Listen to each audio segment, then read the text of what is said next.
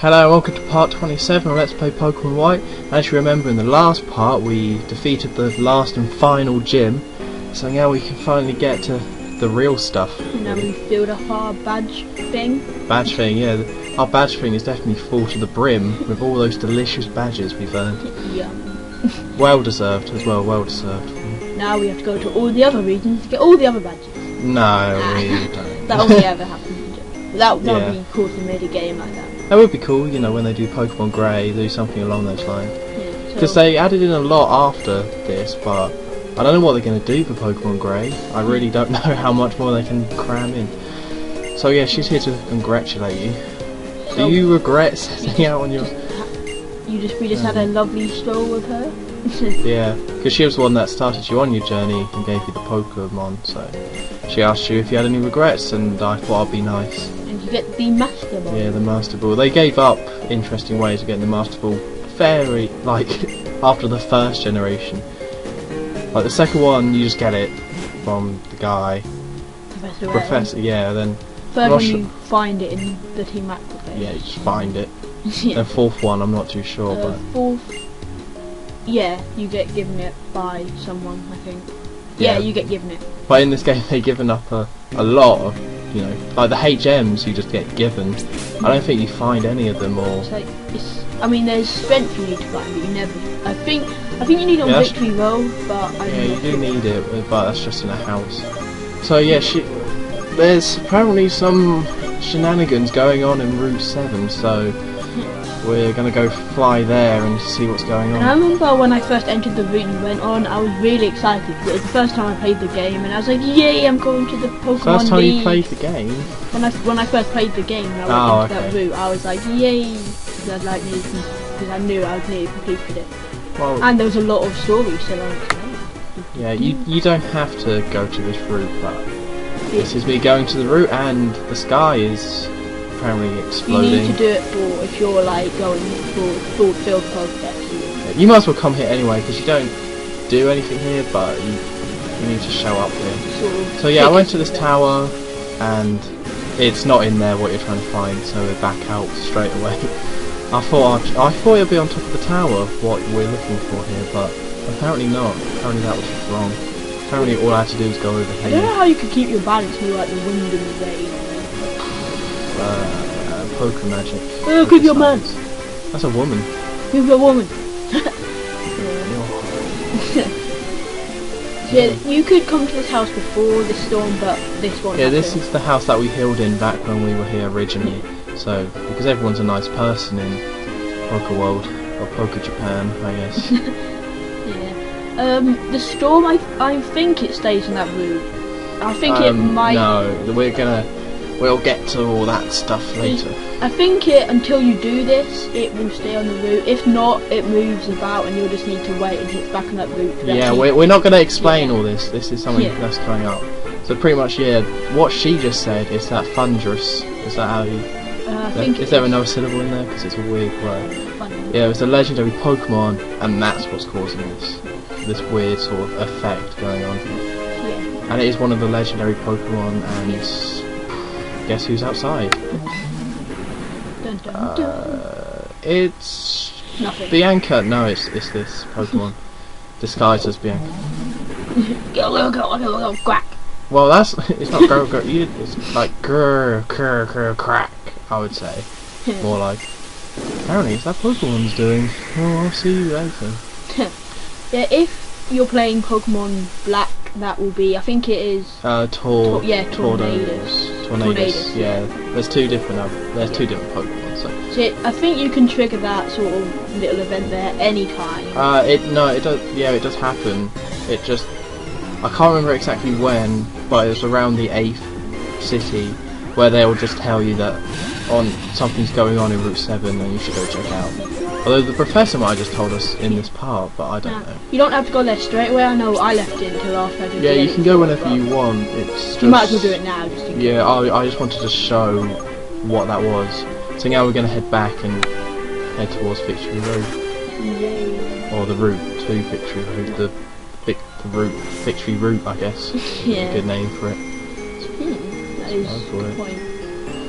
So yeah, we have to Although we won't, we actually don't get to Victory Road, unfortunately, in this part, which is a shame. But we got all the time in the world. There's like a little route with, literally just as a route to train you up ready for Victory Road, and then Victory Road trains you up ready for Pokemon. Yeah, that's the whole point in every Pokemon game, is that Victory Road is the final, trainer event that you have to do. Yeah, and it's the hardest place. Although in this game, that's not true. They kind of got rid of it in Johto though, because it was like a whole new region. Yeah. But this is the last place. Well, there is a Victory. There are. There's always a Victory Road. There are obviously after cities, like all things, but this is the final place you have to go to. Yeah, this is. This is the end. And did you just hear? Probably, yeah. Ooh, that does sound like that. Shaky. I wanted to check these because, we've seen these before in other parts, but before I got a leaf stone by checking all the Pokeballs, so I thought I might go. And yeah, as you've probably noticed, I did rename my dragon, or Drogon, and yeah, it's called Apis. Yeah. Now that mushroom thing you saw, they literally just made that purely just to sort of replace Voltorb, so you see it as an item. Yeah, they seem to like that sort of Pokemon, that sort of one that looks like a Pokeball. I don't think there's not really that many of them. There's Voltorb in there. Electrode, I guess, if we count. And then there's that and it's yeah. Oh, what's that? That's a bird. I've never seen that. It's a Rufflet. I don't know if it's good or not. I'm assuming it's no, I think it's pretty good. I'm assuming it's good considering you see it at this point in the game. Yeah, I'm not sure about its evolution. I'm not sure if it evolves. I think it does, but I couldn't say for certain. It looks a bit weird. Yeah, it's an owl chief, like a Native American owl. Tribe thing. Yeah, I think that's what they were going for. Yeah, I'm assuming. So yeah, that's the lots of collectibles. That's some of the Pokemon you can see here. There are lots of flowers in this route. I don't know if it changes in the season. Well, there's a lot of flowers in most routes, you just don't really pay attention to it. Because they're the classic video game flowers where you just see like two flowers on the floor that are just 2D. And you can't do anything with them, and they, yeah. You can't camp on them. Yeah. Yeah, if I remember rightly, there are a lot of like odd bits where you can go off and get an item or whatever on this route. So yeah, I think I showed them. I can't really remember. In most routes that's true. If you just take most of the time, you won't get an item, not because you can't find it, but because you say, I can't be bothered to go for the grass and deal with all the wild Pokemon I'm going to go into. Or you can just use it with Cow. Yeah, you can use it with Cow. And I think all your Pokemon are starting to reach level 40. Yeah, that's right. Yeah, that's the right about level at this point. I mean, I only have 5 Pokemon at this point, but then if you're like that, what I recommend doing is catching a strong wild Pokemon and just having that there, not training. One of the things with these games is that once you get to 6 Pokemon, your Pokemon won't level up as much. Which means if you go to the grass, like once you get to a route and you go to the wild Pokemon, the grass, the rock cave, whatever, you will find Pokemon that will only take like 1 level to get to whatever level you have. So you can always substitute Pokemon in whenever you want. You don't have to feel like, oh, this is going to take ages to train. Yeah. I think that's something they want. I'm sure they did that on purpose because it wasn't really the case in the other games. So if you did doing what I did, where you want to save a space for a legendary, just catch a strong wild Pokemon and then just have it there to help you with the other. Yeah, you don't want to save space for a legendary. Yeah. Sometimes you can replace one Pokemon with a legendary, but there's no point in saving a place for it. Yeah. At this point in the game, there's a lot of good strong Pokemon, so don't worry about it. What I did was this was my first one, didn't know any of the Pokemon. I didn't know what was strong enough. Yeah, I know that feeling. And the Pokemon I used, my friend had recommended because he was ahead of me, so I used them, and I didn't really want to go off and get a Pokemon and it ended up being rubbish. So at the moment you've got. I'm really happy with my team.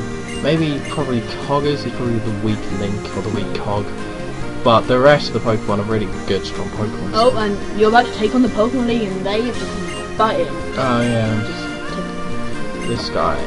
So yeah, this isn't the final battle, but it's pretty much the final battle. Because not to spoil anything, but you won't face him in the Elite Four.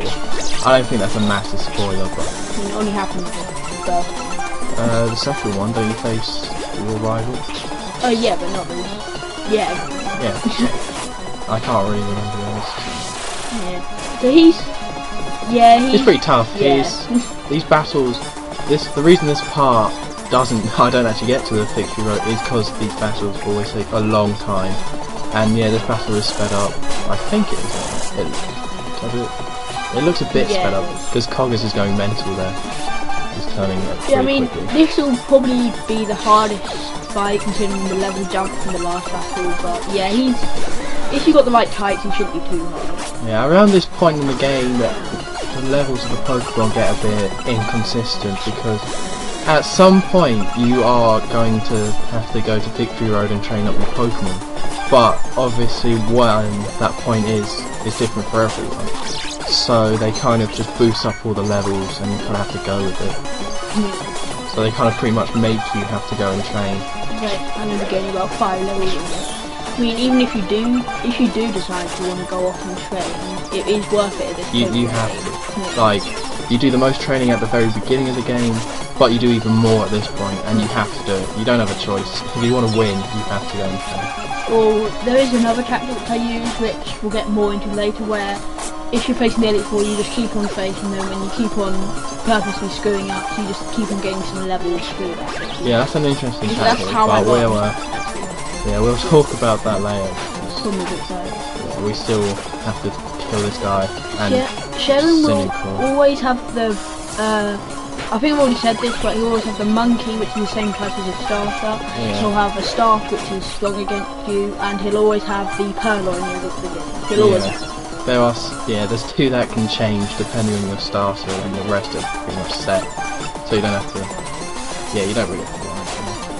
Although picking a Walk Pokemon and having Senipour is really annoying, and I regret that a bit because I hate fighting Senipour. That Scald attack is it's really good attack. It's good to have, but it's horrible to fight. Yeah. I mean, apples are still poison. That's crazy. Luckily, it doesn't take damage when he's not in battle. Yeah. But it's now dead, so that's fine.